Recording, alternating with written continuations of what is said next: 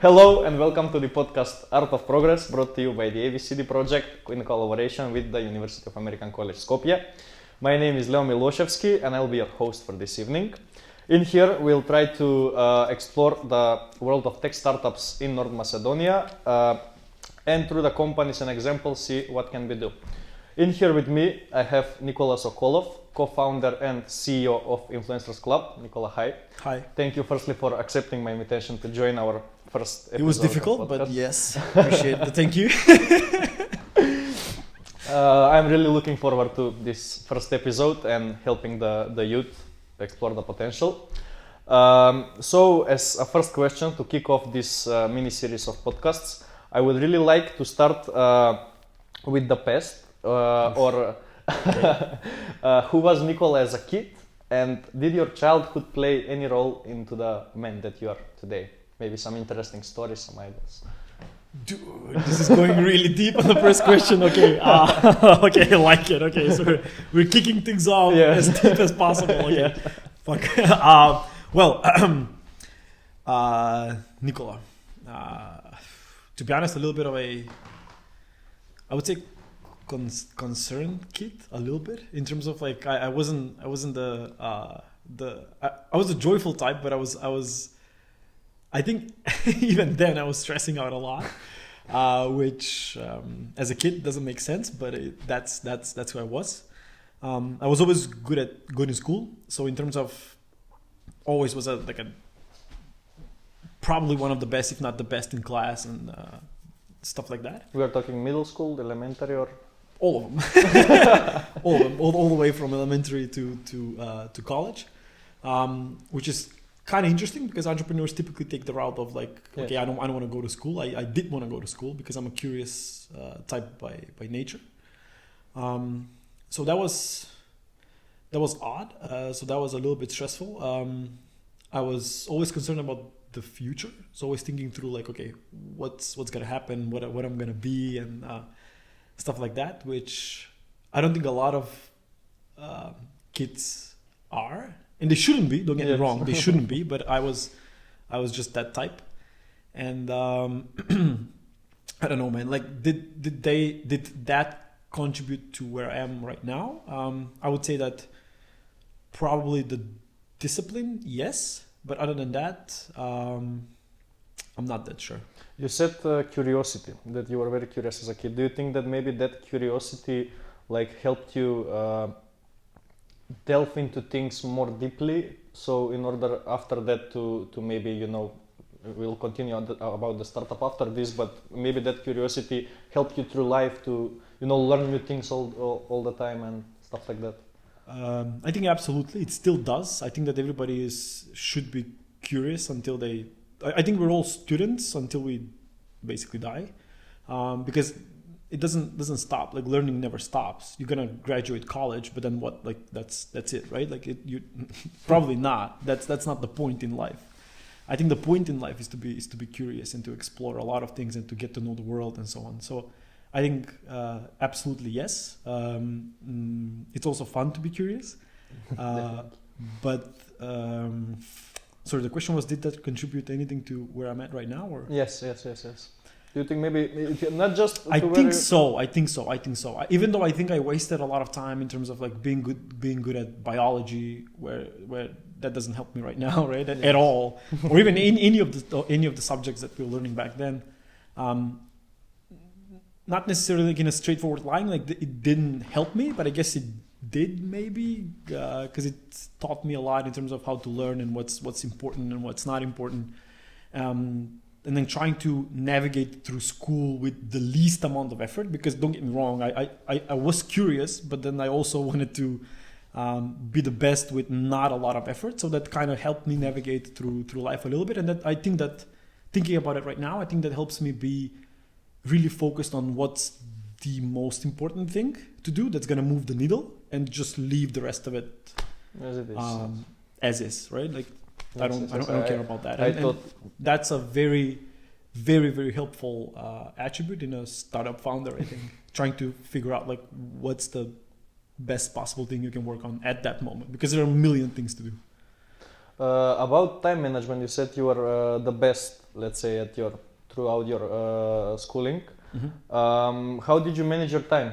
Because if you are the best at school, you need to, let's say, you said I was trying to do with least effort, but you need to put effort to in order to be, let's say, one of the best at the schooling system. How did you manage the, let's say, the social life, the friends, maybe girlfriend, maybe also some work on the side?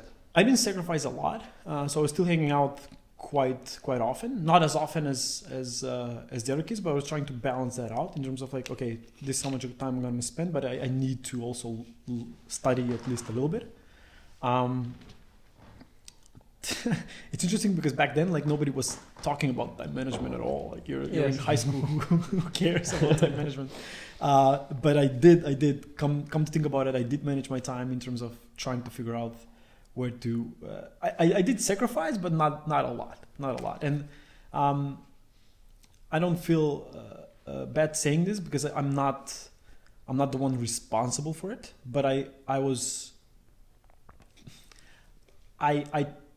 still think that I'm a smart person, and again, don't get me wrong. I don't say I'm the one, because I didn't create myself. It was just genetics. So thanks to random occurrences in the universe, I think that I can get a handle of things quite fast. At those topics, I'm not saying at everything. A lot of people are smart about certain things. I was smart at being a student or being at school. Again, I'm not the one responsible for it, but it was. I think I was lucky enough. Maybe yes, lucky. I was lucky enough that helped me navigate school a little bit more. Okay, so you finished high school. Did you went to university, and do you think maybe because we are now filming in the university? What's your opinion on that topic? Does the university helps you to maybe shape some kind of character? What was your experience with the, let's say, university for 6 years? So that's a loaded topic, yeah, but we can talk about that for like 10 hours. I agree, but maybe just briefly. In a nutshell, I think university is great for people that don't know currently what they want to be in life. I think it's a good sort of, it's a structured way of the world telling you, here's how you can be productive at a certain thing in society. And if you don't know what to do, I think that's a good option. If you do know what you want to do, then I don't think university is probably the best choice. Yes, because in this time we have academies from let's say 6 months, like Brandster, like all of them, which offer you like a course, and you have it 6 months, and then you get maybe employed, maybe you start something on your own. And would you agree with me that maybe devoting, let's say, 4 years of, it's a lot of time, I agree with you, but maybe devoting 4 years of your life to, let's say, university would maybe help you shape some kind of character, some kind of strength that maybe you will use after that to fulfill some of your, let's say, business goals? I don't know. I wouldn't necessarily agree with you, because that's a strong statement. I think it's very down to the individual, and you can say that about everything. That it's down to the individual, but I really think it is. I really think that you need to figure out like who you are as a person. How do you learn? Will you benefit from university, and how will you benefit from university? Also, I don't think that. It really depends on what you want to do in life. When it comes to business, I don't necessarily think it helps a lot, to be honest. So you said that maybe if you don't know what to do, you need to go to university. Did you know what to do? Because you said you went to university. I was thinking between. It was funny. I was thinking between political science and then medicine, and then electrical engineering, and a ton of things. And you decided Finky? Yeah, I just decided Finky because it was the first year, so I was the first. It was the first year of Finky opening up. Yes. I'm that old. Come on. But I was good at math, and I like math. Like I like solving problems a lot more than I like the other subject. But that ties back to, I think I wanted to learn about everything, so that's why I couldn't decide what I want to be. but you have that feeling in terms of I could see the path of my future and how it's gonna play out. Like for example, I could see myself finishing university and then getting a job, and then then you get promoted and then you get promoted again and so on. And at some point I sort of sat down and was like, do I really want this life? And the answer was no. I'm not saying it's a bad life. I'm just saying that I didn't want that life. I still don't. So I would rather sacrifice everything to try to have fun in life and try to do what I want to do versus follow a path. And I'm not saying this in a good way, even though it might sound like that, but I'm not. There are many times in life where I wish I was I liked that structured path because it's an easier path. Yes, definitely, I agree with you.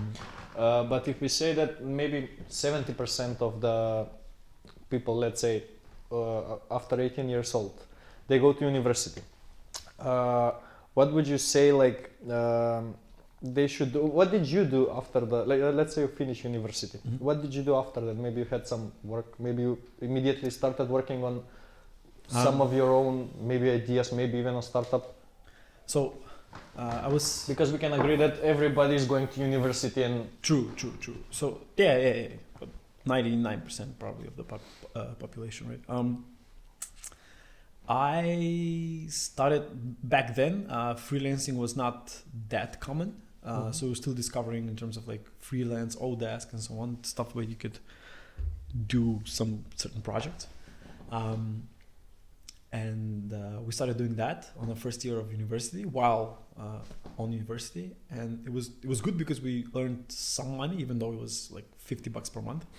But it was some money. Yes, you're starting to earn something, which is nice.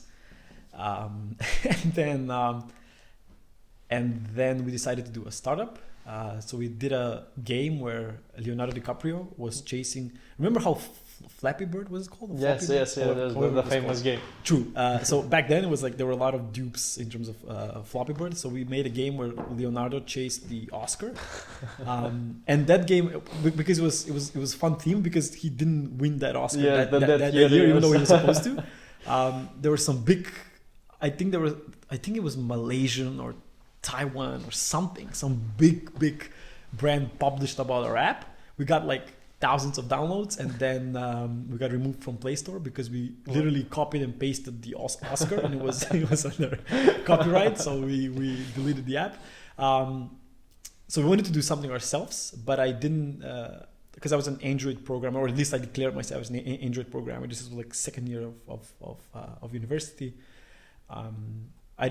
My brother broke my laptop. I just bought it. I didn't have money for a new laptop. So we went to this work and travel program in the States, so I could buy something.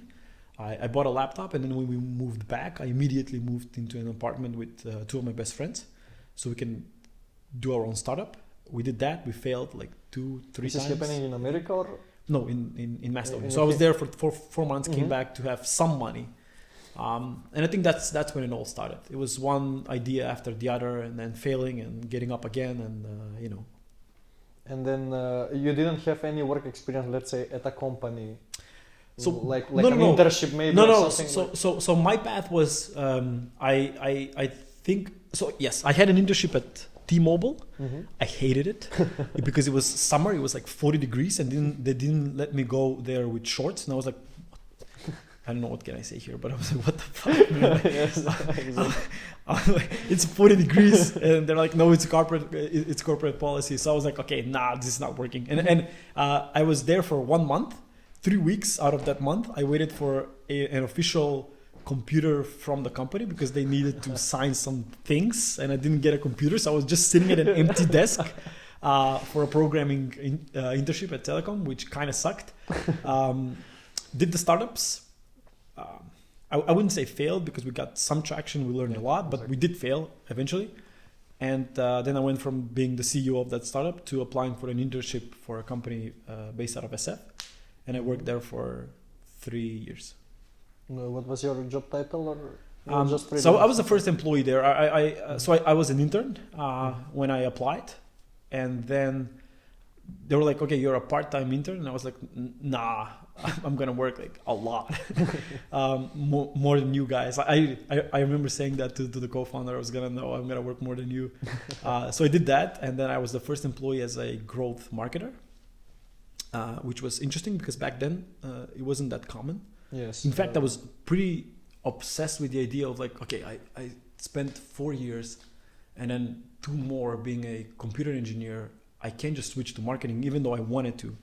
So I think growth marketing was kind of the title that stood out because it was partly like how do you do some scripting and how do you make sure that you do some hacks to get traction. It was also about growing companies. So yeah, I had that title. Do you maybe think that attitude, like I will do more than my boss, will help you through life? Because I had some similar experiences where I positioned myself like that and got a lot more from the CEO, let's say, than if I would just be like a lot more in terms of average employee. A lot more work, or no, you will get a lot more work, but you will get a lot more done, and the boss will value you more, and maybe you will after that finish maybe like a co-founder of him, or maybe you will get a really good position because you said you are the only employee. Like I'm talking just about the attitude that you are that determined that you would outwork your boss. So in the company. Everybody talks bad about hustle culture right now. Yeah, that's why I'm asking. But I like it. Well, it's obvious, right? Like if you work 80 hours, you're gonna get a lot more done than if you work 40 hours. So it makes sense. I'm not saying I work 80 hours. I'm just saying that you'll get a lot more done than the 40. So it makes sense. But I'm a try hard at pretty much everything I do, even now. Like I have no one to prove myself to. I'm the CEO of the company. I still work more than anyone in the company. I can guarantee you that I work more than anybody else in the company. How would you respond if, let's say, I would get a job at your company? I would tell to you, I'm here and I'm determined that I will work maybe more than you. I love it. What would you? I love it. I think that I have a. And do you have some workers, let's say, with that kind of mindset, like you, let's say? Yes, and I think that hopefully, I'm showing that I truly value that, because I do. It's a soft spot, right? Like if you're like that, then you value what other people when other people are trying to prove themselves. So we can say that like everything that you did was leading like to the startup, to Influencers Club. It was hard, to be honest with you. I didn't know back then. I had no idea. I had no clue what's gonna end up, how all of this is gonna play out. And back then, there were not easy decisions to make. In terms of, I gave up a career in computer science, which I wasn't bad at all. Like I finished Finky with like 9.3. What's that? GPA. There we go. So I wasn't bad at all. It's just that this was something that I wanted to do. So that was.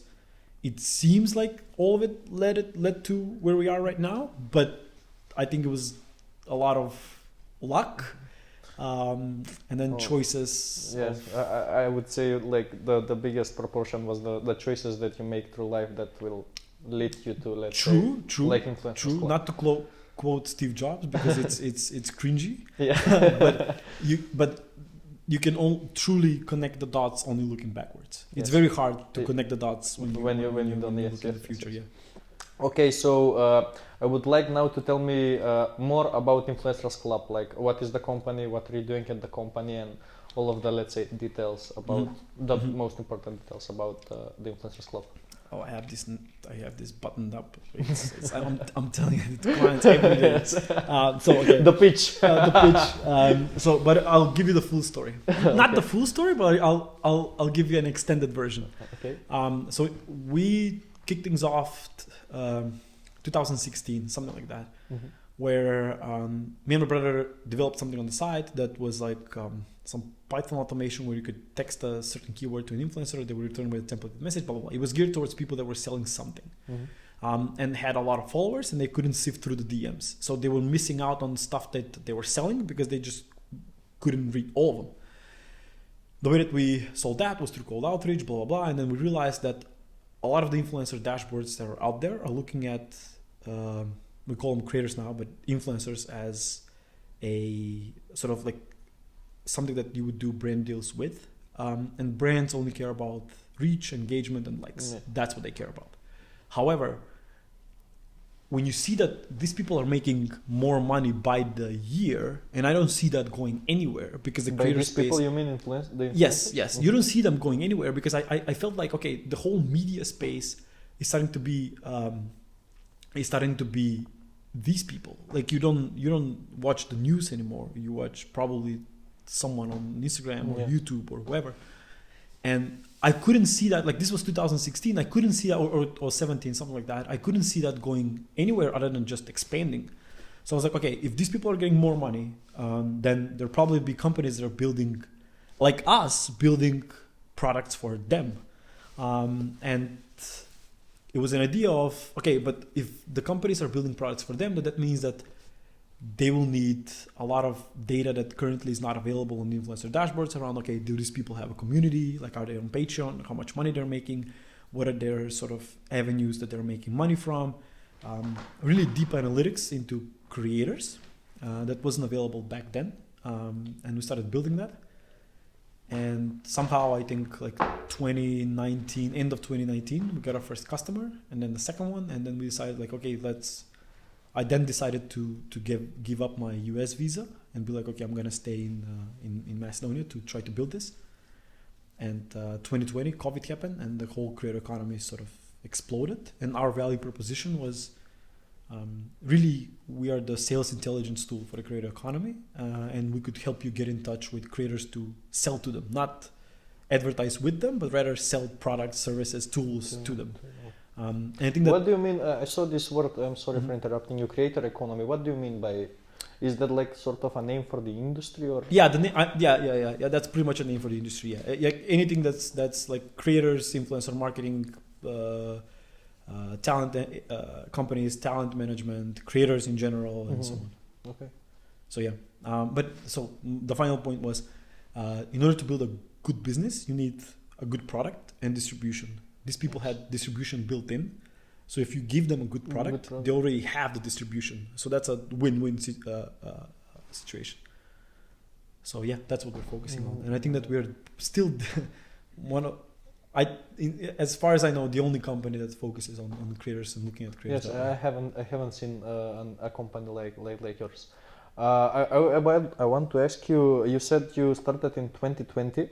That's when the COVID started. How was that going? Like you were working from.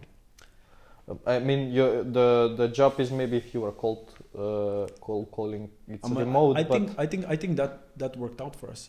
I really think it did, because the entire creator economy space is mostly out of LA, and typically you need to. I mean, I'm not saying you really have to be in LA, but it's much easier if you're in LA to succeed and sort of be there where everything happens.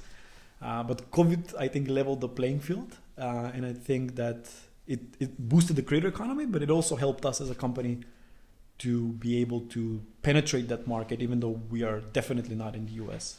Yes, I agree that you can penetrate the market more easily with the COVID because of the boom of the, let's say, creator economy.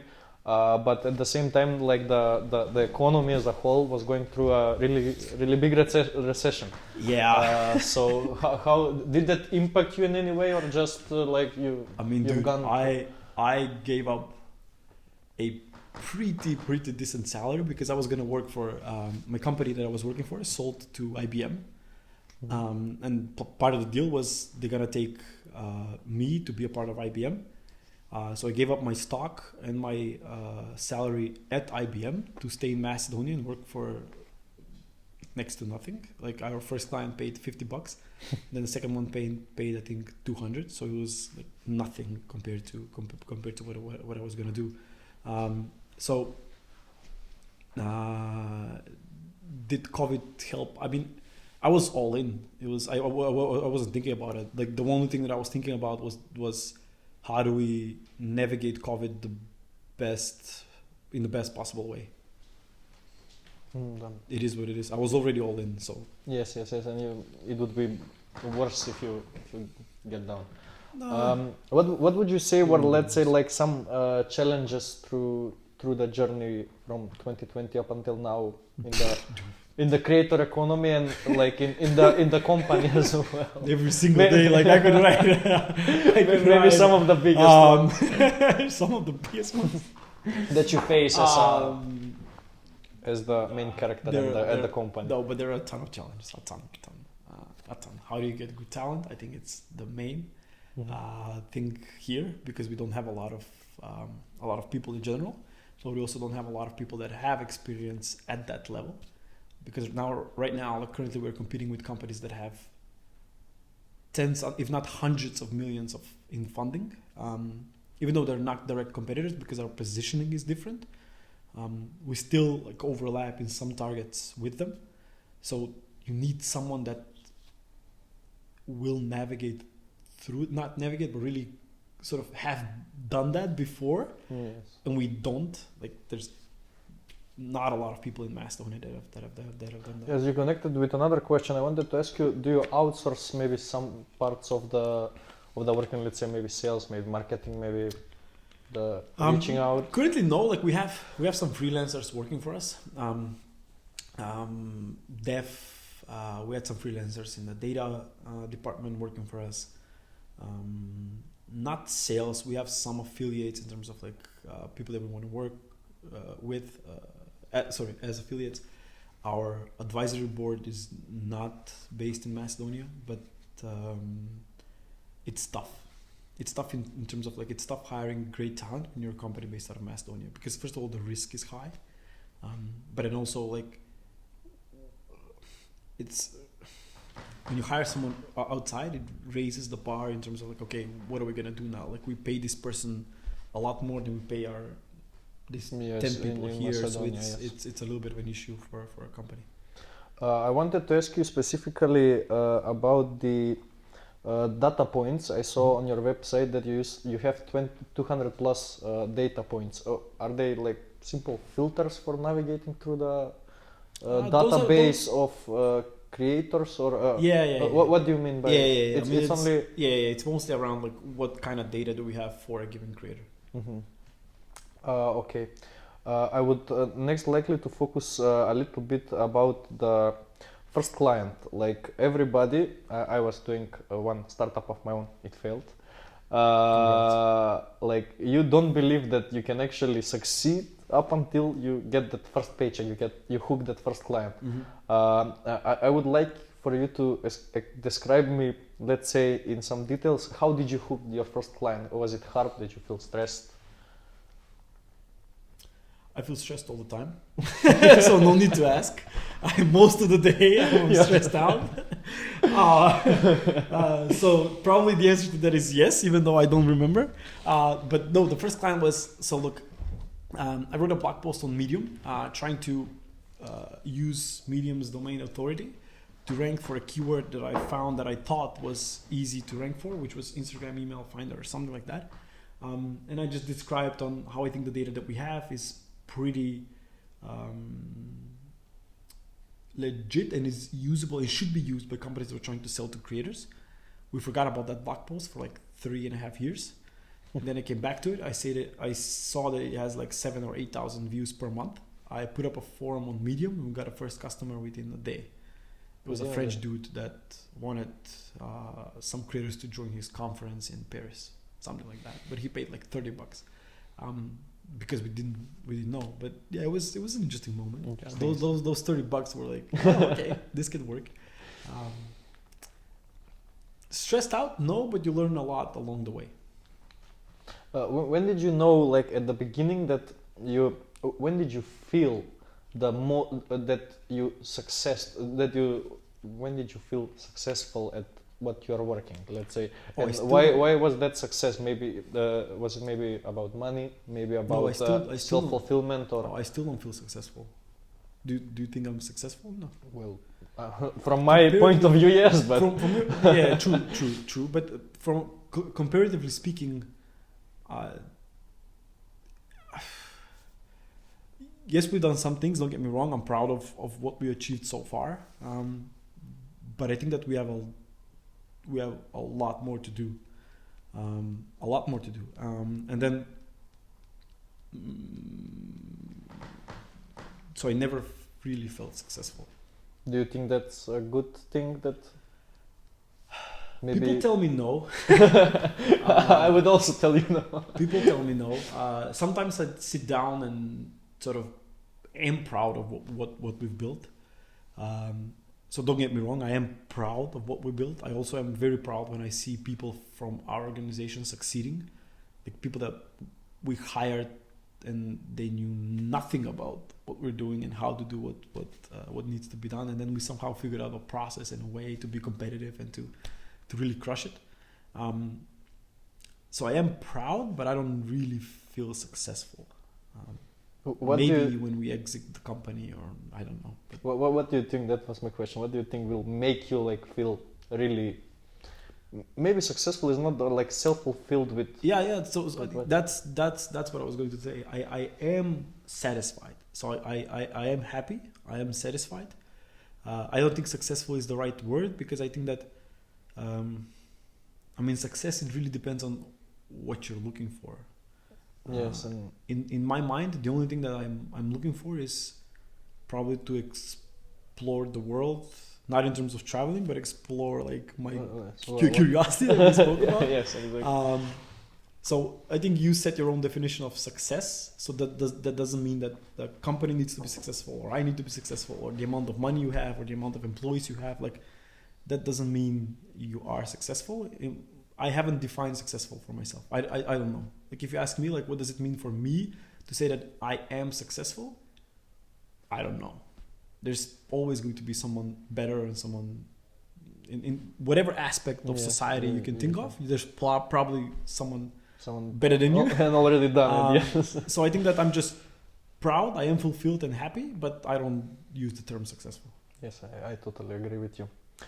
Maybe you can share some predictions that you have for the industry as a whole, the creator economy, as well as your company Influencers Club. Like maybe in the middle to long term. What's long term? Let's say 5 to 15 years, something like that. Okay. But no, that's just because. Yeah, I get it. Don't get me wrong, I get it. I have no clue. So 15 years, even 5 years, I have no clue. Maybe not a prediction, but where would you want to be? For the company, I have no clue. The only place where I want to be is I want to be still surrounded with the people that I like working with. I want to be healthy. I want to be happy. But for the company, I have no clue. I also saw that you have a co-founder on your company. My brother. How does it feel to have a co-founder? Because maybe some people will say that it's really hard to find someone to work with, especially there is a saying in our country that you don't do business with family and friends. And that's also true. So what is your opinion about that? I think, look, so there are two questions because I have one in my backlog. So 5 to 15 years for the creator economy, I really think that we're just starting out, so I don't think that that's going anywhere. I think that everybody will eventually be in the creator space. Whether that means that you're a LinkedIn creator, you're a podcaster, whatever the case might be, is that we have the power to be our own sort of media agencies and reach people. So I think that's very important. And you should strive to build an audience, regardless of the platform, like wherever you feel comfortable. Going back to the question now, it's hard to deal with family and friends. I've had co-founders as my best friends or my brother for as long as I can remember. Sometimes it's interesting because the arguments you know that the person means good and that they're trying to do the best what's best for us and what's best for the company. But at the end of the day, it's very hard. Like finding a co-founder is very hard. Working with friends is very hard. But then you also trust your friends and family. So if you know that your intentions are good, then I don't think it will end badly. I might be proven wrong. I don't know. But currently, as it stands, like I have nothing but good words for my brother, the friends that are working for Influencers Club, and so on.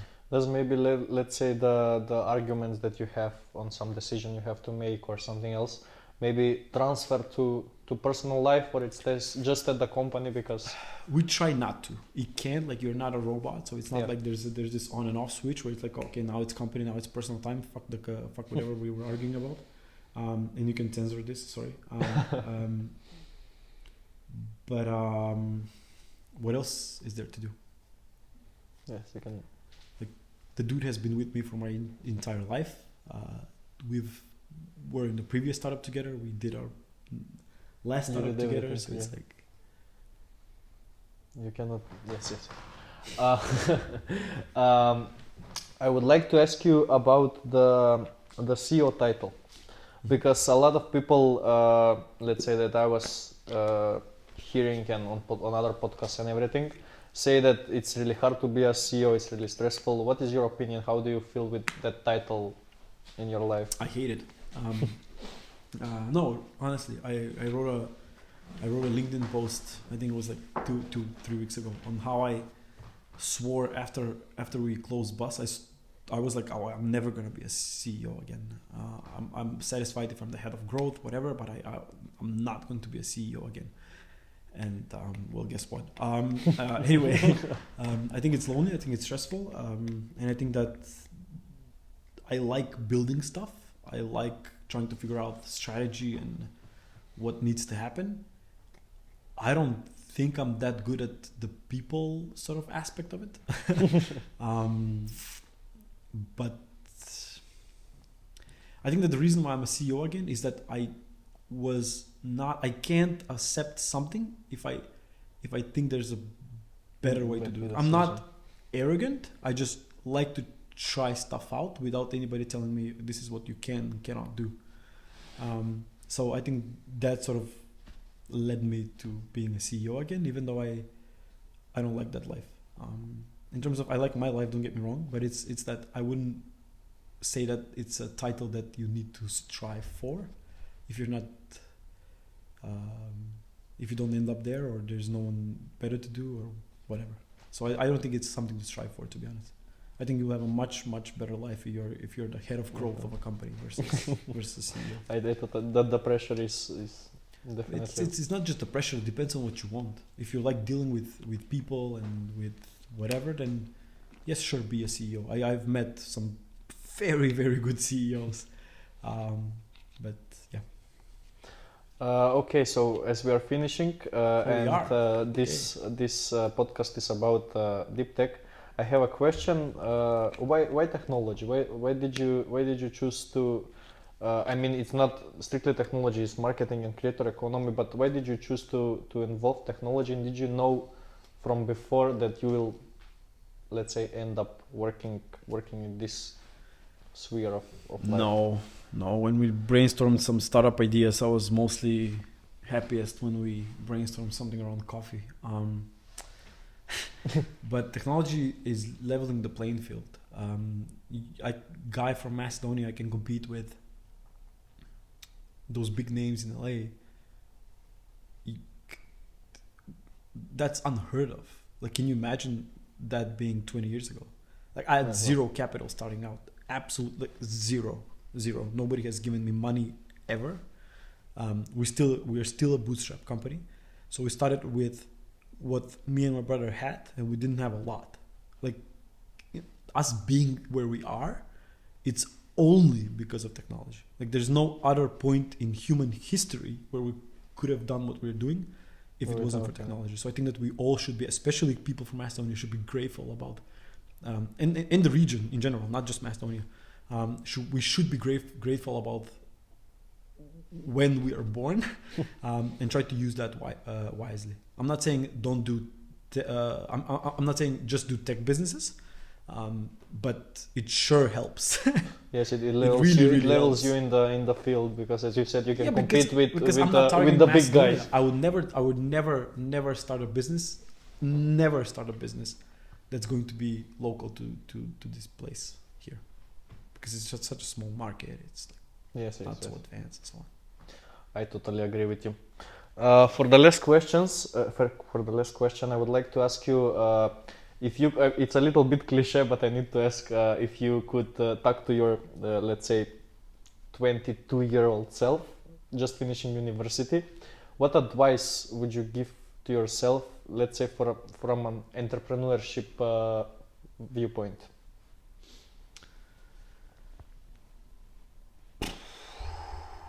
That's a tough one. I think I've answered this before. What I'm currently thinking about is that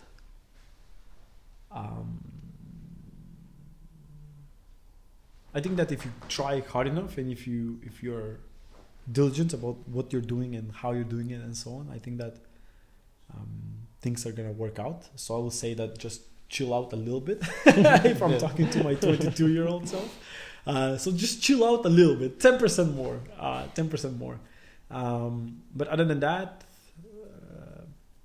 yeah, I think that's it.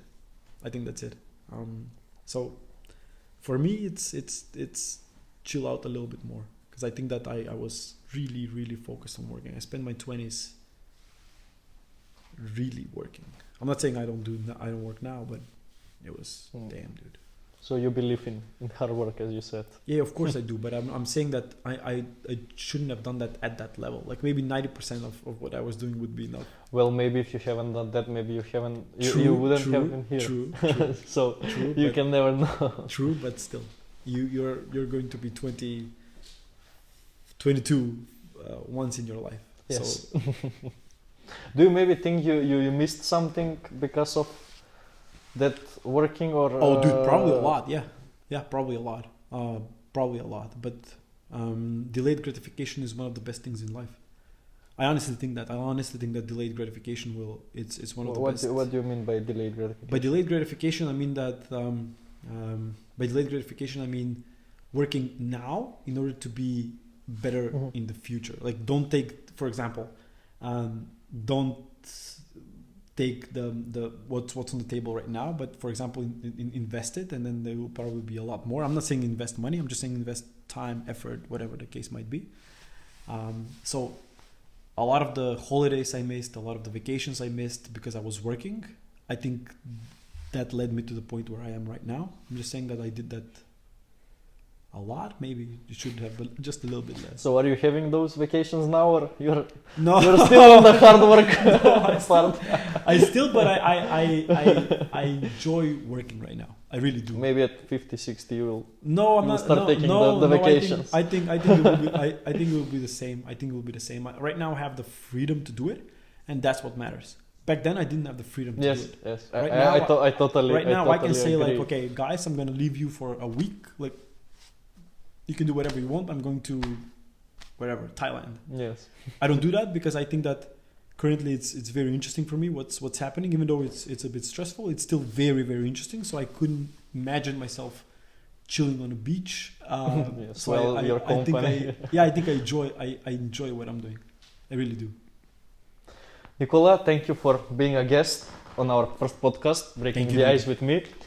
And I hope everybody was inspired by Nikola Sokolov and Influencers Club. Thank you guys for watching, and we'll see you on the next episode of Art of Progress.